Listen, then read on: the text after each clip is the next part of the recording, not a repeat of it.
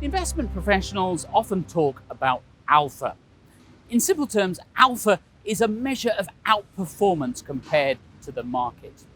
The evidence shows that fund managers around the world are finding it increasingly hard to generate alpha, especially when you take into consideration their fees and charges. The phenomenon is explored in a book by Larry Swedroe and Andrew Berkin called The Incredible Shrinking Alpha.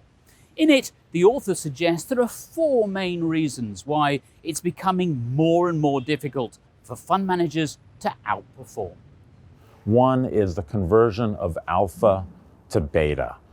So explaining the outperformance because of factors that people are investing in, which can be achieved without all the hoopla, often at a very much lower cost. Another is that kind of the pool of victims is shrinking. A lot of money used to be held by kind of mom and pop retail investors. That's come way down. Third thing is that the competition has become tougher. You get a lot of very smart people with access to a lot of data, a lot of mathematical and statistical tools, a lot of computing power. And the tougher the competition, the harder it is to outperform. And then the last thing is that with all this competition, you've got a lot more money chasing what is perhaps a very limited and fixed set of investment opportunities. So it's not that fund managers are becoming less skillful. On the contrary, absolute skill in asset management arguably has never been higher. But relative skill has decreased. In other words, the gap between the top performers and the worst performers has narrowed.